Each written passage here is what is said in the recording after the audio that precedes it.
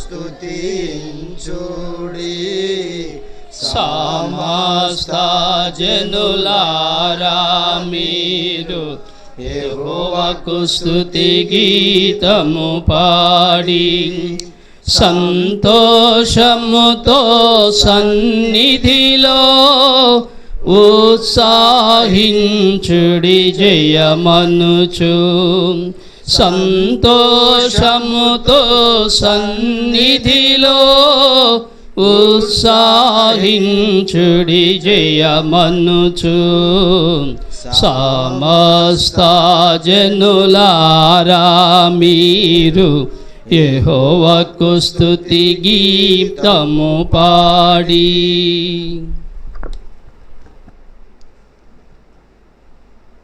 కూర్చోండి దయచేసి.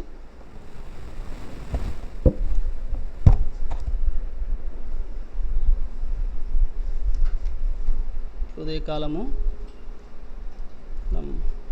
ప్రభువును ఆరాధించి గణపరిచేదాని కొరకై ప్రభు మనతో మాట్లాడినట్లుగా కీర్తనలు 100, సామ్ 100, 100వ కీర్తన. ఈ కీర్తన అంతా కూడా మార్చి చదువుకుంటాం.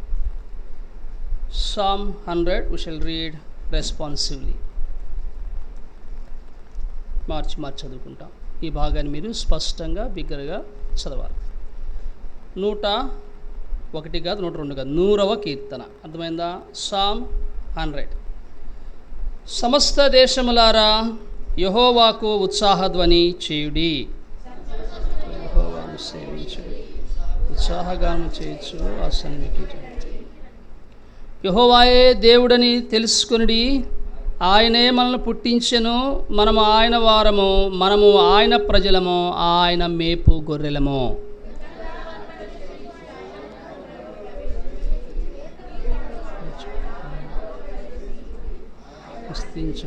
ఆయన నామం.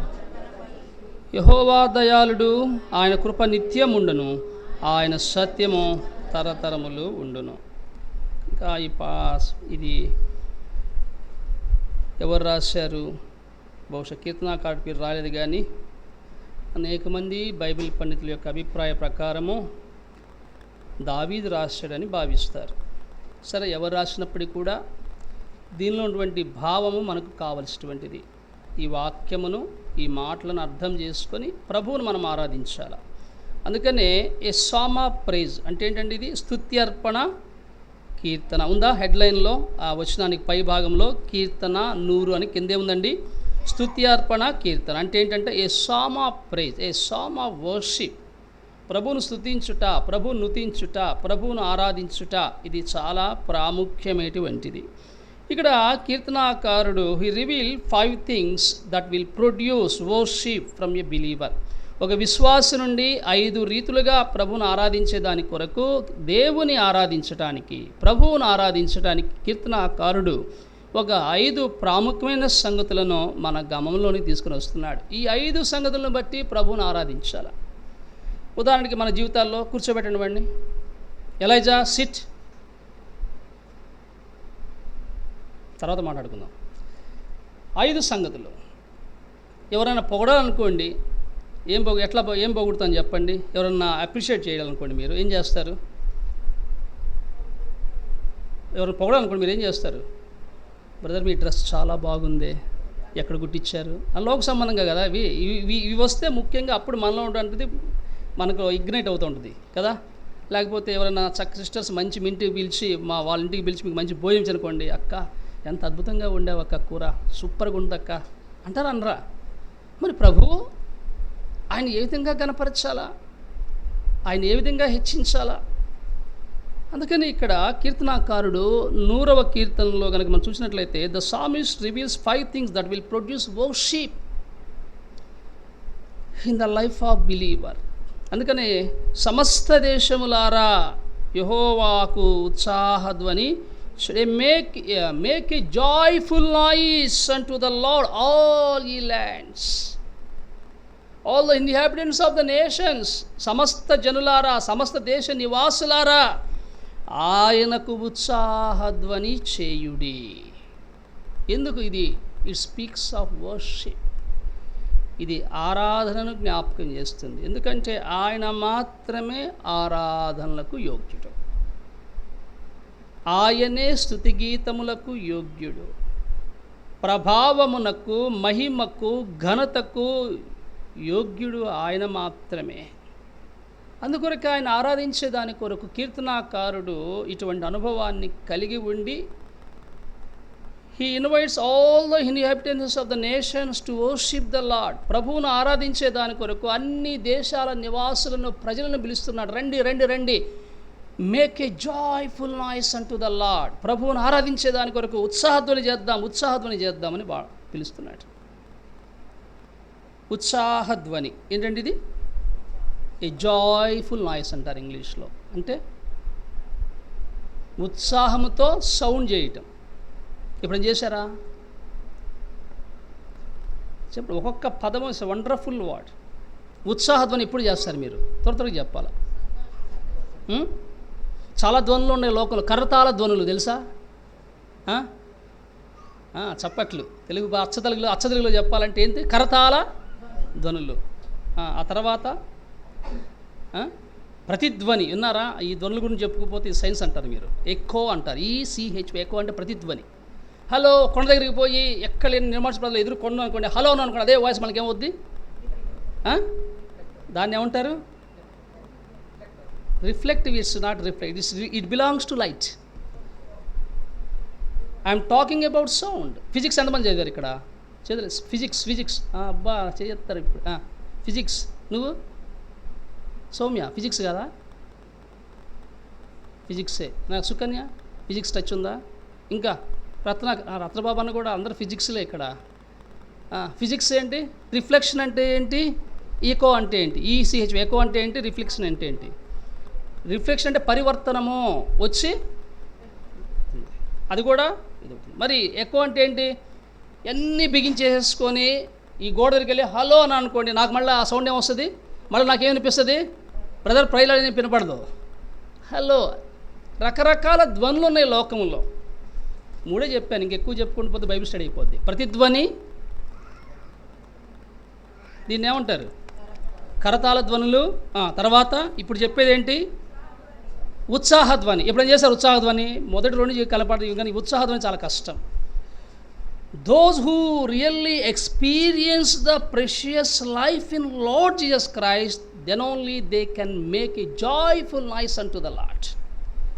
ప్రభువులో ఎవరైతే అనుభవాన్ని కలిగి ఉంటారో, ప్రభువుతో ఎవరైతే సహవాసాన్ని, సంబంధాన్ని కలిగి ఉంటారో, వారు మాత్రమే ఉత్సాహధ్వనిని కలిగి ఉంటారు. అదే ఆరాధనకు సాదృశ్యం. కనుక క్లుప్తంగా ఒక 5 విషయాలు మనం తెలుసుకుంటాం. కనుక అంతకంటే ముందు చిన్న ప్రార్థన చేసుకుంటాం. వాక్యం కొరకు ప్రార్థన చేస్తాం. వీలు కలిగిన వాళ్ళందరూ మోకరించవచ్చు. మా ప్రేమ కలిగిన, కృప కలిగిన, ప్రియమైన పరలోకపు తండ్రి, నమ్మదగిన దేవా, నీ ప్రియకుమారుడు, మా ప్రభు రక్షకుడు యేసుక్రీస్తు ప్రభు ఉన్నత పరిశుద్ధమైన నామమును బట్టి మీకు స్తోత్రములు. ఉదయకాలం ప్రభు దినమున మమ్మల్ని ప్రేమించి రక్షించి నీ ఇంటికి నడిపించున్నారు. ప్రమాణపు బావి అయిన, సాక్షార్థ బావైన బేర్షెబాలోనికి నడిపించి, అబ్రహాము, ఇస్సాకు, ఇశ్రాయేలు దేవుడు మాకు దేవుడిగా ఉన్నాడు. మా పితరుల దేవుడు మా దేవుడు. మేము ఆయన ప్రజలము, ఆయన మేపు గొర్రెలము. ఉత్సాహధ్వనితో నేను స్తుతించి ఆరాధించేదాని కొరకై నీ రక్తమిచ్చి మమ్మల్ని కొన్నావు. మమ్మల్ని సమకూర్చినందుకు స్తోత్రములు. నీ ఇంటికి రాగల నీ ప్రజలందరూ బట్టి వందనాలు. ఇంకెవరైతే రావాల్సిన వారుగా ఉన్నారో వారిని కూడా సకాలంలో నీ ఇంటికి తీసుకుని వచ్చి మహింపరచుకోమని ఈ దిన దాసుని అభిషేకించము. కావలసిన మాటలు మాకు అనుగ్రహించము. మాకు కాదు యెహోవా, మాకు కాదు, మీ కృపాసక్తిని బట్టి మీ నామాన్ని ఘనపరుచుకుంటూ మా ప్రియ సహోదరుడు, మీ దాసుడు, మీ దాసురాలు ఇద్దరు కూడా బల్జేపల్లి వెళ్ళినారు. అక్కడ పరిచర్లో కూడా వారిని వాడుకోనండి. హెబ్రోన్ జరిగే పరిచర్య, సియోన్ ద్వారా సియోన్ జరిగే పరిచర్య అనేకులు దీవెనకరంగా చేయండి. మా మధ్య మీ వాక్కును వెల్లడిపరచండి. ఈ దాసుని సిలుచాటను మరుగుపరచండి. నీవు మాత్రమే అర్హుడవు. యజమానుడు వాడుకుని హరమైన పాత్రను సిద్ధపరచున్నట్లుగా నాలోని ప్రతి అమలినమును, మురికిని, మచ్చను, డాగును, పాపమును, అతిక్రమమును ఒప్పుకొని విడిచిపెడతాను. కడిగి శుద్ధీకరించి ఈ మట్టి ఘట్టంలో మీ ఐశ్వర్యం పోసి నన్ను వాడుకొనము. వాక్యం హృదయంలో నాటబడేటకు సహాయించు. ఆ విధంగా ఆత్మతో సత్యముతో మిమ్మల్ని ఆరాధించేదాని కొరకై నన్ను మమ్మల్ని సిద్ధపరచుమని యేసు ప్రభు నామమున స్తుతించి ప్రార్థించి వేడుచున్నాము తండ్రి. Amen.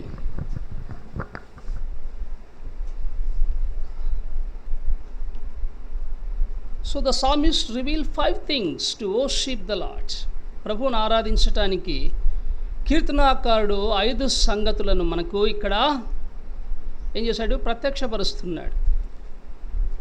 So why he revealed 5 things to worship the Lord from the life of a believer? ఎందుకు ఈ 5 సంగతులను బయలుపరిచినాడు అంటే అతనికి అనుభవం ఉంది. మీ అందరికీ తెలుసు ఐన్స్టీన్. ఎవరు ఐన్స్టీన్? త్వరగా చెప్పాలా? ఐన్స్టీన్ దేనికి ఫేమస్? ఈజ్ ఈక్వల్ టు అయిపోయింది. ఆ సబ్జెక్ట్ కాలేజీ బయటకు వచ్చినప్పుడే పేపర్లు చింపేస్తాం, అన్నీ ఎగరేసేసి గాలిలో. ఈ గుంటూరులో చూస్తే అసలు మరీ దారుణం అండి.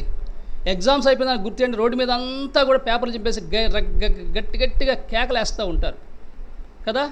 ఎందుకంట వాడు ఫెయిల్ అవుతాడో పాస్ అవుతాడో తెలియదు, కానీ హ్యాపీ ఏంటంటే చెర నుండి విడిపించబడ్డా. ఐన్స్టీన్ దేనికి ఫేమస్? న్యూటన్ దేనికి ఫేమస్? మనం దేనికి ఫేమస్ చెప్పనా? 9 రమ్మంటే ఎప్పుడు వస్తాం?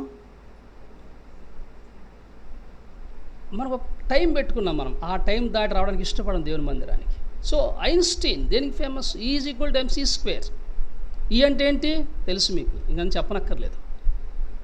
కనుక ఇక్కడ ఈ కీర్తనాకారుడి యొక్క అనుభవం చాలా ప్రాముఖ్యమైనటువంటిది. ఎందుకు ప్రభువుని ఆరాధిస్తున్నాడు? Why he revealed all these things to worship the Lord. ప్రభువుని ఆరాధించడానికి ఈ సంగతులు ఎందుకు బయలుపరిచినాడు అంటే తను ప్రభువులో అంత అనుభవాన్ని సంపాదించుకున్నాడు. ప్రభువులో తనకున్నటువంటి ఆ యొక్క రక్షణను, ప్రభువులో తనకి ఇవ్వబడినటువంటి ప్రతి ఆత్మ సంబంధమైన ఆశీర్వాదాన్ని తనకి జ్ఞాపకం చేసుకుంటూ రాగలిగినాడు. అందుకొరకే ఈ కీర్తనకారుడు మొట్టమొదటిగా ఏమంటున్నాడండి? 2వ వచనం అందరం కలిసి చదువుతాం. Psalm 100, 100వ కీర్తన 2వ వచనము అందరం కలిసి చదువుతాం. Psalm 100 verse 2. సంతోషముతో యెహోవాను సేవించుడి, ఉత్సాహగానం చేయొచ్చు ఆయన సన్నిధికి రండి. మొట్టమొదటిది is enjoying the presence of God. మొట్టమొదటిది లార్డ్స్ ప్రజెన్స్. దేవుని సన్నిధిని బట్టి ఆనందిస్తున్నాడు, దేవుని సన్నిధిని బట్టి హర్షిస్తున్నాడు. ప్రభువు సన్నిధికి ఎప్పుడైతే తను తీసుకుని రాబడినాడో ఆ ప్రభువు సన్నిధిలోటువంటి ప్రతి ఆశీర్వాదాన్ని అనుభవిస్తూ ప్రభువుని ఆరాధించగలుగుతూ వచ్చినాడు. When he draws near to God then only he can enjoy the presence of God. ఎప్పుడైతే దేవుని యొద్దకు రాగలిగినాడో దేవుని సన్నిధిని తాను అనుభవించడం నేర్చుకుంటూ వచ్చినాడు. మనము పాపము చేసితిమి, దేవునికి దూరస్థులంగా ఉన్నాము, ఇందులో ఎటువంటి సందేహము లేదు. So we are far away from God because of our sins. మన పాపను బట్టి మనం దేవునికి దూరస్థులం అవుతూ వచ్చినాము. ఎఫెసీయులకు రాసిన పత్రిక 2వ అధ్యాయము, the epistle of Ephesians chapter 2. ఎఫెసీయులకు రాసిన పత్రిక 2వ అధ్యాయంలో అపోస్తలుడైనటువంటి పౌలు 13వ వచనంలో ఒక మాట జ్ఞాపకం చేస్తూ ఉన్నాడు. ఏమని రాస్తున్నాడు? కలిసి చదువుదాం. Ephesians chapter 2 verse 13. ఎఫెసీయులకు రాసిన పత్రిక 2:13. ఆయనను మునుపు దూరస్థులమైన మీరు ఇప్పుడు క్రీస్తు యేసునందు క్రీస్తు రక్తం వలన సమీపస్థులై ఉన్నారు. మునుపు ఎవరము? We are far off God. మనము దేవునికి దూరస్థులము, దేవుని సన్నిధికి దూరస్థులము. అయితే కీర్తనాకారుడుగా ఉన్నటువంటి ఈ వ్యక్తి దేవునికి దూరంగా ఉన్నాడు. ఎప్పుడైతే ఆయన సన్నిధిని అనుభవించడం నేర్చుకుంటూ వచ్చినాడో ఆయన నాకిచ్చిన సన్నిధిని బట్టి ప్రభువును ఆరాధించాలని కీర్తనాకారుడు కోరుతూ ప్రభువును ఆరాధించినట్లుగా మనం కూడా ఆరాధించడానికి ఉత్సాహగానము చేయొచ్చు. ఏం చేయాలంట? Come before his presence with singing songs. ఆయన సన్నిధికి పాటలు పాడుచు ఉత్సాహగానము చేయొచ్చు రమ్మన్నాడు. అక్కడేమన్నాడు? ఉత్సాహ ధ్వని అన్నాడు. ఇక్కడేమంటాడు? ఉత్సాహ గానము అన్నాడు. ఎప్పుడైతే ఆయన సన్నిధి అనుభవించగలుగుతామో అప్పుడు మనకు అటువంటి అనుభవం కలిగి ఉంటాం. మనందరికీ బాగా తెలుసు, సేనాను దయ్యబట్టినటువంటి వాడు ఎక్కడున్నాడు? సమాధుల్లో ఉన్నాడు. వాని స్థితి చాలా భయంకరము. ఎప్పుడైతే ప్రభు వాడిని దర్శించినాడో వాడి జీవితం మార్చబడిన తర్వాత వాడు ఎక్కడికి వచ్చాడు? సమాధిలో ఉన్నాడా? ఎక్కడ కూర్చున్నాడు వాడు? ఎవరైనా చెప్పగలరా? వాడు ఎక్కడున్నాడు? వాడు ప్రభువు సన్నిధిని అనుభవించటం నేర్చుకున్నాడు. ప్రభు సన్నిధిలో వాడు ఉంటా వచ్చినాడు. ఇది అద్భుతం. కనుక నీ జీవితంలో కూడా ప్రభువు మనం రక్షించిన తర్వాత మనం ఎక్కడుండాలా? ప్రభు దగ్గరికి రావాలా, ప్రభు దగ్గర ఉండాలా, ప్రభు సన్నిధిలో కూర్చోవాలా. మార్కు సువార్త 5వ అధ్యాయము 15వ వచనం. మీ మధ్య నుంచి ఎవరైనా చదవండి. The gospel according to Mark chapter 5 verse 15. మార్కు సువార్త 5వ అధ్యాయం వచనం 15. ఎవరైనా చదవండి. ఎస్. జనులు జరిగినది చూడవెళ్ళి యేసునొద్దకు వచ్చి, సేనాను దయ్యములు పట్టిన వాడు బట్టలు ధరించుకొని స్వస్థచిత్తుడై కూర్చుండి ఉండుట చూచి. ఎక్కడ కూర్చున్నాడు వాడు? చెప్పండి. యేసునొద్ద ఎవరు కూర్చున్నారు? మీరు చెప్పాలబ్బా. సేనను దయ్యములు పట్టిన వాడు ఇప్పుడు ఏమైపోయినాడు? ఇది వరకు ఉన్నట్ట లేనట్ట? సడన్గా మన ఇంటికి ఎవరన్నా సేవకుల్లో లేకపోతే మాలాంటి వాళ్ళు అన్నో మేము వచ్చినాం అనుకోండి, మీరు ఏం చేస్తారు? లుంగిలు ఉన్నవాళ్ళు ప్యాంట్ల మీదకి వెళ్ళిపోతారు. మామూలు బనీలు ఉన్నవాళ్ళు, కట్ బనీలు ఉన్నవాళ్ళు టీషర్ట్ల మీదకో షర్ట్ల మీదకి వెళ్ళిపోతారు. ఇక సిస్టర్స్ అది చెప్పొద్దు, పావుగంట దాకా బయటికి రారు. మీకు తెలుసు బాగా. కారణం ఏంటి? అరే వచ్చినట్టు సేవకుడినో, అంకుల్నో, అన్ననో, పరిచారకుడినో, పెద్దలనో వాళ్ళ మొదటి ఎట్లా పట్టే మేము రాకూడదు కదా. మరి అదే ప్రభు దగ్గరికి వచ్చినప్పుడు వాక్యం జ్ఞాపకం చేసుకోండి. సమయం వచ్చినప్పుడు ప్రభు దగ్గర ధ్యానిస్తాం. ఏదేను తోటలో మానవుడు పాపం చేసినప్పుడు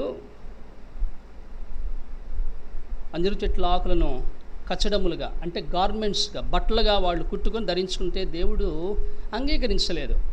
ఆదాము అవ్వలు సాయంత్రం వచ్చేలోపుకి ఏమైపోతాయి? ఈ ఆకులు ఎండిపోతాయి, వాడిపోతాయి, రాలిపోతాయి. మీ దిగబర్త్వాన్ని కప్పుకోవడం కష్టం. కనుక ఆయన ఏం చేశాడు? వాళ్ళకి అక్కడ చేయించిన దేవుడు ప్రకటన గ్రంథం వరకు కూడా మన డ్రెస్సింగ్ ఎట్లా ఉండాలో చెప్పుకుంటూనే వస్తాడు. కనుక ఇక్కడ వాక్యంలో వీడు బట్టలు ధరించుకొని ఎక్కడ కూర్చున్నాడు? అది పాయింట్. ఇక్కడ నా జీవితాన్ని మార్చిన ప్రభు దగ్గర, నాకు రక్షణ ఇచ్చిన ప్రభు దగ్గర, నన్ను స్వస్థ చిత్తం చేసిన ప్రభు దగ్గర, నన్ను దర్శించిన ప్రభు దగ్గర, నన్ను కనికరించిన ప్రభు దగ్గర, నన్ను ప్రేమించిన ప్రభు దగ్గర, lord Jesus Christ totally changed my life. ఆయన నా జీవితాన్ని సంపూర్తిగా మార్చి వేసినాడు. అది కృతజ్ఞత కలిగి వాడు ఎక్కడ ఉన్నాడండి? ఇప్పుడు ప్రభు పాదముల దగ్గర, ప్రభు దగ్గరే కూర్చున్నాడు. అదే దేవుని సన్నిధి. అందుకని కీర్తనాకారుడైన దావీదు 16వ కీర్తన 11 వచనం అంటాడు, నీ సన్నిధి నీ సంపూర్ణ సంతోషమును, నీ కుడి చేతిలో నిత్య సుఖములు కలవు. ఆయన సన్నిధిలో ఏమున్నాయి? సంపూర్ణమైన సంతోషం. ఇప్పుడు అనుభవించినావా? ఆయన నీ కొరకై రక్తం కార్చి ప్రాణం పెట్టి తిరిగి లేచున్నాడు. తన రక్తంలో నిన్ను శుద్ధీకరించి అనేక వస్త్రములు ధరింపజేసి ఆయన తన చిత్తంలో, తన ఉద్దేశంలో నిన్ను నన్ను ఆయన జ్ఞాపకం చేసుకుని నీకు నాకు బట్టలు ఇచ్చి, రక్షణ ఇచ్చి ఆయన సన్నిధిలో కూర్చునేటువంటి ధన్యత ఇచ్చినాడు. కనుక కీర్తనాకారుడు అంటాడు, ప్రభువును ఆరాధించడానికి మొట్టమొదటిగా ఫర్ హిస్ ప్రెజెన్స్, ఆయన సన్నిధి విషయమై ప్రభువును కీర్తనాకారుడు ఆరాధిస్తున్నాడు. ఏమని? ఉత్సాహగానం చేసుకుంటే ఎక్కడికి రావాలా? చెప్పండి. మనం ఎట్లా వస్తాము చెప్పండి. ఒకసారి ఒక చోట స్పెషల్ మీటింగ్స్ వెళ్తూ ఉన్నాం మేము. నాతో పాటు నేను స్పెషల్ స్పీకర్గా పోతా ఉన్నా. నాతో పాటు 2 సహోదరులు వచ్చారు, ఇంకో సేవకుడు కూడా వచ్చాడు. మేము టిఫిన్ చేయలేదు, అక్కడ టిఫిన్ చేద్దాం అనుకున్నాం. కానీ మేము ఈ ప్రకాశం జిల్లా త్రిపురాంతకమైనటువంటి ఊరు, ఆ రోజు కంబైన్డ్ యూత్ మీటింగ్ అక్కడ ఆగస్టు 15కు వాళ్ళు స్పెషల్ యూత్ మీటింగ్ పెట్టుకున్నారు. వీళ్ళందరూ నాకు తెలియదు బాక్సులో టిఫిన్లు తెచ్చేశారు. వెళ్తూ ఉండగానే చేకడుకున్నంత బాక్స్ టిఫిన్ అక్కడ తింటానే ఉన్నాం. ఆ మందిరానికి వెళ్ళేటప్పుడు, ఆ దేవుని సన్నిధికి వెళ్ళేటప్పుడు ఏం చేస్తున్నామో ఉత్సాహగానంగా చేస్తుంది. ఏంటంట, వాళ్ళు చాలా తెచ్చినారులే, చెప్పకూడదు మీకు, ఏవేవో తెచ్చినారు. గుంటూరు జిల్లా స్పెషల్ అని తెచ్చేసి తినడానండి. ఇంకేం చేస్తామో ఆ డ్రైవింగ్ చేసే బ్రదర్ మా ఇంటి చూస్తూ ఉన్నాడు. డ్రైవింగ్ చేసేవాడు తినడానికి వీల్లేదుగా, అదొక పెద్ద బాధ డ్రైవింగ్ అంటే. మరి మనం దేవుని ఇంటికి వచ్చేటప్పుడు సంతోషంతో పాటలు పాడుకుంటే ఎప్పుడు వచ్చినామా? మన యొక్క షౌటింగ్స్ ఎట్లా ఉండేది తెలుసు? దేవుని ఇంటికి వచ్చేప్పుడు తొందరగా దీని టైం అవుతుంది, తొందరగా మొహం కడుక్కో టైం అవుతుంది, తొందరగా టైం అవుతుంది. ఆదివారమే ఐరన్, ఆదివారమే షేవింగ్, ఆదివారమే తలస్నానం, ఆదివారం అన్ని పనులు. This is a special day for the people of God. It is an auspicious day for the people of God.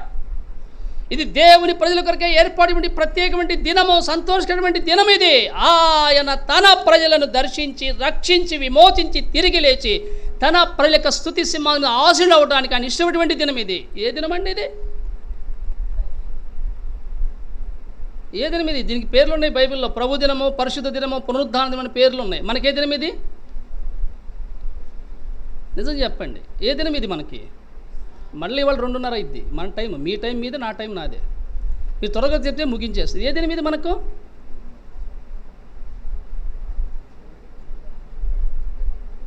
Holiday, జాలీడే. రోజు 7 గంటలు లేసేవాళ్ళం, ఆదివారం 8 గంటలకు లెగుస్తాం. ఎందుకంటే దేవునింటికి ఎప్పుడు పోతే అప్పుడేముంది. కానీ ఇక్కడ కీర్తనాకారుడు ఏమంటున్నాడు తెలుసా? Make a joyful noise unto the Lord. Lord, I am coming with thy presence with singing songs. ప్రభువా, పాడుతూ స్తుతిస్తూ నీ ఇంటికి వస్తున్నా నేను. ఇవన్నీ సిద్ధపాటుని ఎప్పుడైనా నువ్వు కలిగి ఉన్నావా? ఈ ప్రభు నీ జీవితాన్ని మార్చాడు, ఈ ప్రభు నిన్ను రక్షించినాడు, ఈ ప్రభు నిన్ను విమోచించినాడు. ఒక దినం తానున్న స్థలంలో నిన్ను కూడా తీసుకొని రావడానికి ఆయన రానై ఉన్నాడు.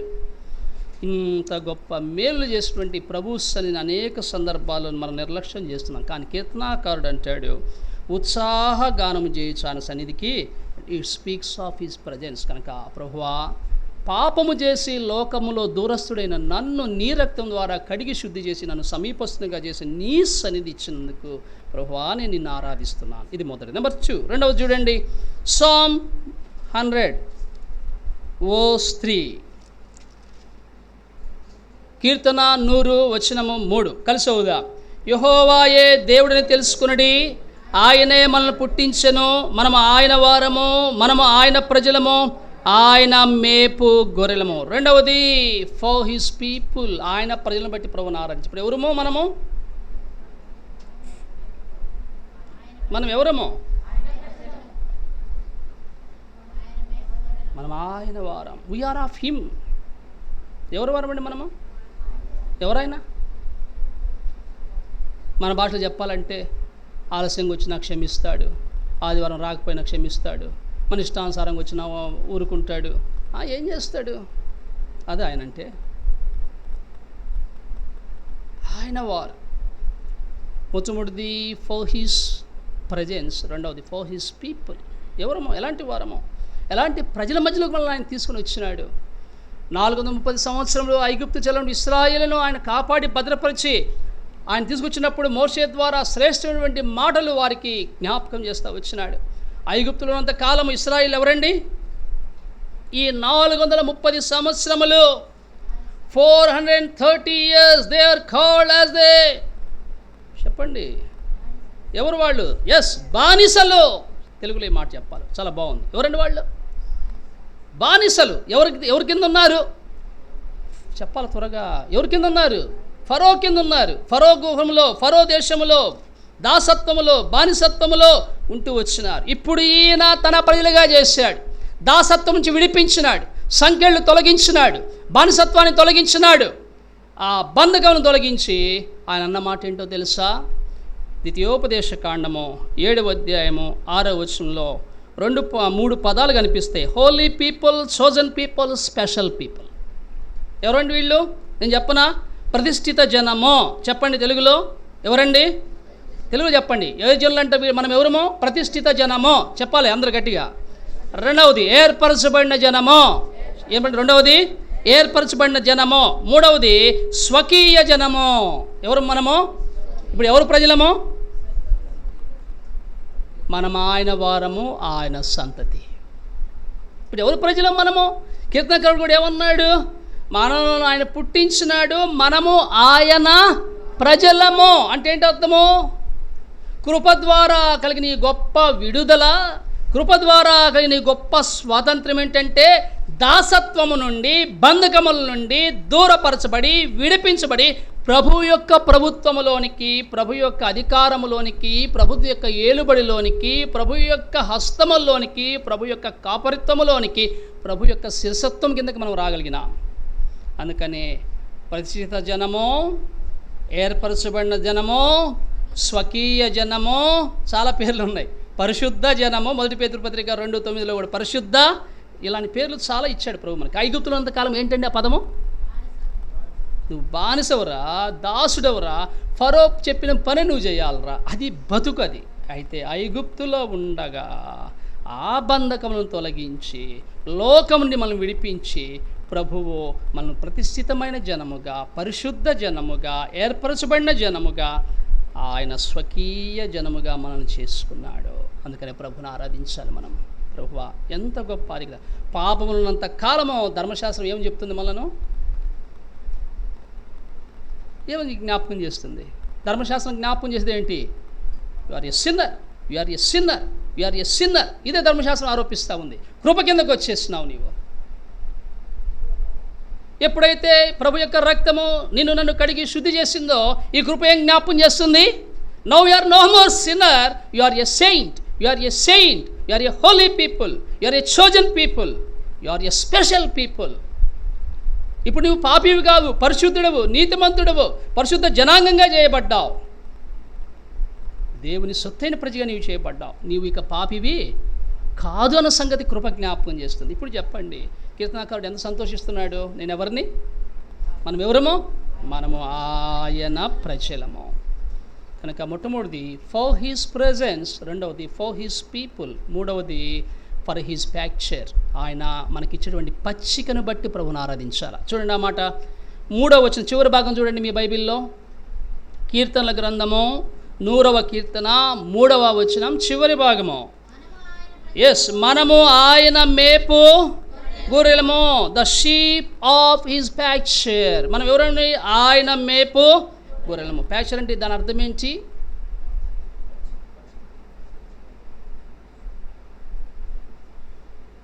దేనికి జ్ఞాపకం చేస్తుంది? అది మేతను జ్ఞాపకం చేస్తుంది. కనుక చెప్పాలంటే హీఈస్ ఫీడింగ్ అస్ డైలీ. ఆయన మన దినదినము పోషిస్తున్నాడు. పచ్చిక బయలులో పరుండజేయున్, శాంతి జలముల చెంత నడిపించును. పచ్చిక బయలులో పరుండజేయున్. తెలుసు కదా ఈ పాట మీకు? పచ్చిక బయలు. గొర్రెలు చాలా ప్రాముఖ్యమైనటువంటి జంతువులు. ఒక విధంగా చెప్పాలంటే కాపరి వెనకనే గొర్రెలు పోతాయి, మేకలు అట్లా పోవు. మీరు గొర్రెల మందను మేకల మందను చూడండి ఎప్పుడైనా భూమి మీద ఎక్కడ ఉన్నప్పుడు. మేకలు ఏంటి తెలుసా? మేకలు కాపరు అక్కర్లా. మేకలు ఏం చేస్తాయి తెలుసా? ఎటు పోతే అడిపోతాయి, ఏది పడితే తింటాయి. గొర్రెలు అట్లా కాదు. కాపరు ఒక స్థలాన్ని తీసుకుపోయి చెప్పేదాకా ఏమీ తినవు. ఒక పచ్చిక విశాలమైనటువంటి ఒక ప్లెయిన్ ఏరియాస్కి తీసుకుని పోతాడు కాపరి. తీసుకొని పోయి ఆ గొర్రెలను అక్కడ ఉంచి పెట్టిన తర్వాత అప్పుడు ఆ గొర్రెలు ఏం చేస్తాయి అంటే ఆ పచ్చిక బయలును మేత మేస్తాయి. అవి అంటే ఏంటి అర్థం? మన ఇడ్లీ దోశ ఎట్లా తింటామో పచ్చిక బయలు వాడికి ఇడ్లీ దోశ లాంటివి అనమాట. కాపరి ఎవరు ఇప్పుడు? యేసు ప్రభు. ఈయన ఏం చేస్తున్నాడు? ఆయన మేపు గొర్రెలము. బైబిల్లో కొన్ని ప్రాముఖ్య విషయాలు చూసినప్పుడు హెచ్కేలు గ్రంథం 34వ అధ్యాయం త్వరగా మీరు చదవడానికి ప్రయత్నం చేయండి. 14వ వచనం. ఎటువంటి పచ్చిక, ఏ విధంగా ఆయనకు అనుదినము ఆహారంతో పోషిస్తూ మనల్ని సంరక్షిస్తూ ఉన్నాడు. జీవాహారమైనటువంటి యేసు ప్రభు ఏ విధంగా మనల్ని జ్ఞాపకం చేసుకుంటున్నాడు. హెచ్కేలు గ్రంథము 34వ అధ్యాయం 14వ వచనంలో చాలా స్పష్టంగా వాక్యంలో రాయబడి ఉంది. The book of Ezekiel chapter 34 verse 14. నేను మంచి మేత గల చోట వాటిని మేపుదును. ఏంటంటే ఏ మేత అంటే మనకిచ్చేది ప్రభువు? మంచి మేత అంటే ఏ గుడ్ పాస్చర్. మంచి మేతకు పెట్టబడిన పేరు ఏ గుడ్ ఫ్యాక్చర్. ఏంటంటే ఆ పాస్చర్ అంటే మంచి మేత. ఆ తర్వాత 14వ వచనం చివరి భాగంలో ఏ ఫ్యాట్ ప్యాక్చర్ అంటే ఏంటి? బలమైన మేత, మంచి మేత మేపుతున్నాడు ఆయన మనలను. వాస్తవం కాదా? దుర్బోధ నుండి, అబద్ధ బోధ నుండి, దుర్బోధకుల నుండి, అబద్ధ బోధకుల నుండి ప్రభు దూరపరిచి తన దాసుడు దైవజనుడు భక్త్ సింగ్ గారికి ఉండే ప్రత్యేకమైన దర్శనంలో నేను వచ్చేదాని కొరకై ప్రభు మనల్ని జ్ఞాపకం చేసుకున్నాడు. లేకపోతే ఎక్కడో నామకాస్త శాఖల్లో ఉంటూ నిజమైన రక్షణ, మారు మనసు, పాపక్షమాపణ, ఆనందం, సంతోషం, పరలోక దర్శనం లేక మనం నశించిపోయేటువంటి వారం. ఈ గొప్ప ప్రత్యక్షత మనకి ఇచ్చినాడు. కనుక ఆయన మేపు గొర్రెలం మనం. మన పేర్లేంటి? గోరంట్లో ఉండే గొర్రె, గుంటూరులో ఉండే గొర్రె, నగరాల్లో ఉండే గొర్రె, సియోను పక్కన ఉండే గొర్రె. మన పేర్లు. కానీ ఇప్పుడు ఎక్కడ ఇచ్చినాడు? తన మందలో చేర్చి ఆయన బలమైన మంచి మేధను మనం అనుగ్రహించి మనను దినదినము పోషించుచున్నాడు. Lord, thank you very much for your pasture. ప్రభువా, నీవు నాకు ఇచ్చిన మేత కొరకు, నాకు ఇచ్చిన పచ్చిక బయలు కొరకు, నాకు ఇచ్చిన పోషణ కొరకు, నాకు ఇచ్చిన ఆహారము కొరకు ప్రభువా నిన్ను ఆరాధిస్తున్నాను. జీవాహారముగా యేసు ప్రభువు మనను జ్ఞాపకం. అందుకని ఆయన అంటాడు, నా శరీరం తిని నా రక్తం త్రాగువాడు నిత్య జీవము గలవాడు, అంచెదిన వాణిని లేపును. What's a wonderful joy. అందుకని ఈ కారణాలను బట్టి ప్రభు అంటాడు, మరి మనము ప్రభు దగ్గరికి వచ్చేటప్పుడు make a joyful noise unto the lord. ఉత్సాహధ్వని చేసుకుంటూ రావాలా. ప్రభువా, నీ సన్నిధి, నీ ప్రజలము, నీవు మేపో గొర్రెలము. నెంబర్ 4, 4వది ఏంటి? సామ్ 100, 100వ కీర్తన, 100వ కీర్తన 5వ వచనము. యెహోవా దయాళుడు, ఆయన కృప నిత్యముండును. 4వది ఫర్ హిస్ ప్రొవిజన్స్. ఆయన దినదినము తన సదుపాయములతో మనను ఆయన జ్ఞాపకం చేసుకుంటున్నాడు. ఆయన దయ, ఆయన కృప విశ్వాసకి ఇవ్వబడిన గొప్ప సదుపాయాలు ఈ భూమి మీద. సో 4వది ఫర్ హిస్ ప్రొవిజన్స్. ఆయన మనం కలుగు చేసినటువంటి సదుపాయాలు, ఆయన కృపలో, ఆయన దయాళుత్వంలో దినము మనం జ్ఞాపకం చేసుకొని కృప వెంబడి కృపను, సమాధానం వెంబడి సమాధానం అనుగ్రహిస్తూ శుభత్వ నిరీక్షణ ఇచ్చి మనను ఆయన సిద్ధపరుస్తూ ఉన్నాడు. మనం చాలా సందర్భాల్లో ఎందుకు మనకు అనేకవంటి ఆశీర్వాదాలను తీసుకుని వస్తుంది. ఒక 2 విషయాలు చూసి ముందుకు వెళ్తానికి ప్రయత్నం చేస్తాం. చివరిదానికి 2వ తిమోతి పత్రిక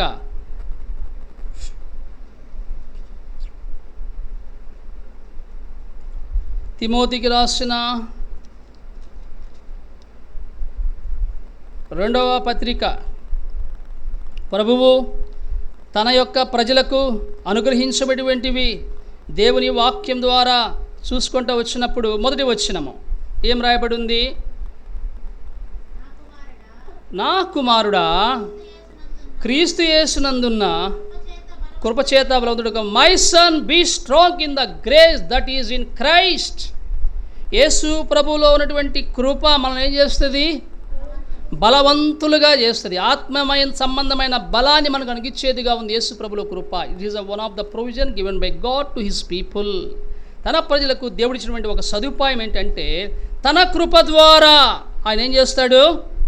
తన ప్రజలకు బలమును అనుగ్రహించేటువంటి వానిగా ఉన్నాడు. చెప్పాలా, ఏమనుగ్రహించే వానిగా ఉన్నాడు? బలమును అనుగ్రహించేటువంటి వానిగా ఆయన మనలను జ్ఞాపకము చేసుకుంటున్నాడు. ఆయన కృప ద్వారా కలిగినటువంటి ఆత్మ సంబంధమైన బలమును బట్టి మనము ప్రభువును ఆరాధించాలని ప్రభువు కోరుకుంటూ వస్తున్నాడు. రెండవదిగా చూసినట్లయితే ఈ కృప అనేటువంటిది ఎంత ప్రాముఖ్యమైనది విశ్వాస జీవితంలో అంటే, మన రక్షణకు కారణమో అనుకుంటూ ఉంటాం మనం. కాదు, కృప ద్వారా అనేకవంటి సంగతులను ప్రభు మన జీవితంలో జరిగి ఇష్టపడుతున్నాడు. ఆ మాట చూసి ముందుకు వెళ్తాం. 2 Thessalonians chapter 2. దెస్సలోనిక సంఘానికి రాసిన 2వ పత్రిక 2వ అధ్యాయం 16-17 వచనాలు.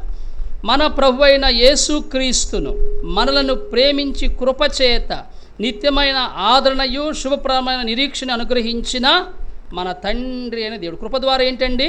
నిత్యమైన ఆదరణ. చెప్పండి, కృప ద్వారా ఏం కలిగింది? నిత్యమైన ఆదరణ, శుభ నిరీక్షణ కూడా కృప ద్వారా కలిగింది. ఇవి ప్రొవిజన్స్ మనకు. ఆత్మీయంగా దినదినము బలవంతులమై ప్రభువులో వర్ధిల్లటానికి, ఆత్మ సంబంధమైన జీవితంతో ఆయన ఆరాధించడానికి, ప్రభువు కొరకై ప్రత్యేకపరుచుకొని ఆ ప్రతిష్ఠ కొరకై మనం ఎదురు చూస్తానికి కృప ద్వారా బలవంతులుగా చేశాడు. కృప ద్వారా శుభ నిరీక్షణ ఇచ్చాడు. కృప ద్వారా నిత్యమైన ఆదరణ కూడా అనుగ్రహించినాడు. ఇది ఆయన తన ప్రజలకు, తన మందకు, తన గొర్రెలకు కలుగజేసినటువంటి గొప్ప పరలోక సంబంధమైన సదుపాయములు. ఈ సదుపాయాలను బట్టి ప్రభుని ఆరాధిస్తాం కదా. పాత దినాలు ఆ మాట వాడేవాళ్ళు. ఇక్కడ సదుపాయంగా ఉందా అనేవాళ్ళు పాత దినాలు. ఇప్పుడంతా ఏమంటున్నామండి? తెలుగు అంతా మింగేస్తా ఉంది, ఇంగ్లీష్ వచ్చానంట. బ్రదర్, ఇక్కడ మీకు కన్వీనియంట్గా ఉందా అంటే, కన్వీనియంట్గా ఉందా అంటే అర్థం ఏంటి? కంఫర్ట్గా ఉందా అంటే అర్థం ఏంటి? అదే చెప్తా తిప్పి కదా, చెప్పాలా. సదుపాయాలు అంటే ఏంటి? మీ సదుపాయాలు ఉన్నాయి ఎక్కడ అంటే ఇప్పుడు సదుపాయాలు అంటే ఏంటి? గీజర్ ఉండాలా, రిఫ్రిజిరేటర్ ఉండాలా, మైక్రోవేవ్ ఉండాలా, ఇంకా చెప్పండి ఏంటి ఫ్రిడ్జ్ ఉండాలా, ఇవి సదుపాయాలు. దేనికంట ఈ లోక సంబంధంగా 2 BHK 3 BHKలో జీవించడానికి. మరి ఆత్మీయంగా ఆ కృప ఉంటే నేను బలవంతుడిని అవుతాను. ఆ కృప ఉంటే నిత్యమైన ఆదరణ, ఆ కృప ఉంటే శుభప్రదమైన నిరీక్షణ. కనుక ప్రభు కొరకై సిద్ధపడేదానికి మనం బలవంతులుగా చేసి నిత్యమైన ఆదరణ అనుగ్రహించి ఆయన మనను శుభ నిరీక్షణతో ఆయన ఎదురు చూసేవారిగా చేశాడు. అది దేని వల్ల కలిగింది? ఆయన కృప వలన కలిగింది. అందుకనే 4వదిగా మనం చూస్తున్న మాట ఏంటంటే worship the lord for his provisions. ఆయన మనం కలుగు చేసిన సదుపాయాలను బట్టి ప్రభుని ఆరాధించాలి. 5వది చివరిది worship the lord for his ఏంటి చివరిగా 100వ కీర్తన 5వ వచనము చివరి భాగం చూడండి. ఆయన సత్యము అంటే అర్థం ఏంటంటే worship the lord for his precepts అంటే అర్థం ఏంటంటే ప్రిసెప్ట్స్ అంటే ఉపదేశము. ఇది వాక్యానికి సాదృశ్యం. నీ వాక్య సారాంశము సత్యము. కనుక సత్యము అంటే దానికి మరొక పర్యాయ పదం ఏంటంటే ద వర్డ్ ఆఫ్ గాడ్. అది దేవుని వాక్యానికి సాదృశ్యం. యేసు ప్రభు ఈ భూమి మీద ఉన్నప్పుడు చెప్పిన మాట ఏంటి? The earth and the heaven shall perish but my words are not perish. అంటే ఏంటి? ఆకాశ భూమిని గతించిన కానీ నా మాటలు గతించవు, ఎన్నటికీ గతించవు చెప్పినటువంటి మాటలు. కనుక ఆయన మాటలు మనకి ఇచ్చినాడు. నిత్య జీవపు మాటలు ఇచ్చి ఆ వాక్యం ద్వారా బలపరచబడి నిత్యత్వం కొరకే సిద్ధపడేదాని కొరకు, సంఘములో పోషించబడేదాని కొరకు, సంఘములో భద్రపరచబడేదాని కొరకు దేవుని వాక్యం మనకు అనుగ్రహించినాడు. ఆయన దయగల ఆహారముతో దినదినము పోషిస్తూ ఉన్నటువంటి ప్రభువుగా మనకు ఆయన జ్ఞాపకం చేసుకుని జీవాహారముగానే కాదు, యేసు ప్రభువు తన వాక్యాన్ని మనకి ఇచ్చినాడు. అందుకనే హిజ్ ప్రిసెప్ట్స్ అంటే ఉపదేశము, వాక్యము. హిబ్రీ భాషలో ఇంచుమించు 10 రకాల పదాలు వాక్యానికి ఉపయోగించబడ్డాయి. మూలంగా ఉపయోగించే పదం ఏంటంటే తోరా అంటే ధర్మశాస్త్రము. ధర్మశాస్త్రం అంటే nothing but the word of God. కానీ ఇప్పుడు చివరిగా మనం ముగించక మునుపు 3 విషయాలు జ్ఞాపకం చేసి ముగిస్తాను. ఎవరు తీయండి అవసరం లేదు, చదవండి అవసరం లేదు. 119వ కీర్తన 105 నుంచి 112 వచనముల్లో దేవుని వాక్యము ద్వారా మనకు కలిగినటువంటి కొన్ని ఆశీర్వాదాల గురించి కీర్తనాకారుడు రాస్తాడు. మొదటిది ఏంటి అంటే the word of God guides us. ఇది మొదటిది. దేవుని వాక్యము మనకు మార్గం చూపేది. దేవుని వాక్యము మనలను నడిపించేది. అందుకని నీ వాక్యము నా పాదముకు దీపమును, నా త్రోవకు వెలుగు. That is called the truth of God. అదే దేవుని వాక్యం. కనుక ఇక్కడ కీర్తనాకారుడు 5వదిగా ప్రభుని ఎందుకు ఆరాధిస్తున్నాడంటే, ప్రభువా నీవిచ్చిన వాక్యాన్ని బట్టి, నీ వాక్య సారాంశము సత్యము గనక సత్యమే నీ వాక్యము. ఆ వాక్యము ద్వారా నాకు ఏం కలుగుతుంది? ఒక మార్గం చూపిస్తూ ఉన్నావు. కనుక ఇక్కడ ఈ 3 మాటలు కనుక జ్ఞాపకం చేసుకున్నట్లయితే 119వ కీర్తన 105 నుంచి 112 వచనంలో the word of God guides us, the word of God guards us, the word of God gladdens us. 3 మాటలు కీర్తనాకారుడు చెప్తాడు. దేవుని వాక్యం మనల్ని నడిపించేది, దేవుని వాక్యం మనల్ని భద్రపరిచేది, దేవుని వాక్యం మనకు సంతోషాన్ని ఇచ్చేది అని కీర్తనకారుడు ఫైనలైజ్ చేసి చెప్తాడు. ఇక్కడ అర్థమవుతుందా? The word of God guides us, the word of God guards us, the word of God gladdens us. ప్రభువా నీ వాక్యమే నన్ను నడిపించేది, నీ వాక్యమే నన్ను భద్రపరిచేది, నీ వాక్యమే నన్ను సంతోషభరితునిగా చేసేది. యెహోవా ధర్మశాస్త్రం ఆనందించు, దివారాత్మ దాన్ని ధ్యానించువాడు ధన్యుడు అని వాక్యంలో రాయబడింది. అందుకని కీర్తనాకారుడు ప్రభువా నీ సత్యము తరతరములటువంటి సత్యము, ప్రభువా నీ వాక్యము తరతరములు ఉంటుంది. ప్రభువా ఆకాశం భూమి గతించిపోతుంది కానీ నీ మాటలు ఎన్నటికీ గతించవు ప్రభువా అని ప్రభువును ఆరాధించడం నేర్చుకున్నాడు. కనుక 5 సంగతులు ఏంటి? దేన్ని బట్టి ఆరాధిస్తున్నాడు? మొట్టమొదటిది ఫర్ హిస్ ప్రెజెన్స్. అందరూ చెప్పాలా? ఆయన సన్నిధి, ఆయన యొక్క సన్నిధిని బట్టి ఆరాధించినాడు. నెంబర్ 2 రెండవది ఫర్ హిస్ పీపుల్, ఆయన ప్రజలను బట్టి. ఎవరమో? మనం ఆయన వారు, ప్రతిష్ఠిత జనము, ఏర్పరచబడిన జనము, స్వకీయ జనము. మూడవది ఫర్ హిస్ ప్యాస్చర్ అంటే ఏంటి? ఆయన మేత, మంచి మేత, బలము గల మేతలో మనల్ని మేపుతూ ఉన్నాడు, మనల్ని పోషిస్తూ ఉన్నాడు అని చూస్తూ వచ్చినాం. 4వది ఫర్ హిస్ ప్రొవిజన్స్, ఆయన ఇచ్చిన సదుపాయం. ఏంటి ఆ సదుపాయంలో? కృప ద్వారా బలవంతునిగా చేశాడు, కృప ద్వారా నిత్యమైన ఆదరణ ఇచ్చాడు, కృప ద్వారా శుభప్రదమైన నిరీక్షణ ఇచ్చినాడు. 5వది చివరిది worship the lord for his precepts. Precepts అంటే ఉపదేశం అని అర్థం తెలుగులో, అంటే వాక్యము. ఏంటి ఆ వాక్యము? ప్రభువును నడిపిస్తుంది, నన్ను భద్రపరుస్తుంది, నాకు సంతోషాన్ని ఇస్తుంది. ఏంటి? నీ వాక్యమే. అందుకని ఉత్సాహధ్వనితో ఆయన మనము ఆరాధిస్తాం. ఈ సమయంలో అందరము లేచి నిలబడి ఒక చిన్న పల్లవి, ఒక వచనం ద్వారా మనం ప్రభుని ఆరాధిస్తూ ఉంటాం. ఒక పాట పాడుతూ ఉంటాం. పల్లవి ఒక వచనం పాడతాం. ఆ సమయంలో ఇవాళ నుంచి సండే స్కూల్ ఉంది కదా, సండే స్కూల్ పిల్లలు సండే స్కూల్కి వెళ్తారు. చిన్నపిల్లలు ఎవరు ఇక్కడ ఉండటానికి వీలేదు, అందరూ సండే స్కూల్కి వెళ్ళిపోవాలా. రైట్, లేచి రండి బ్రదర్స్, రండి.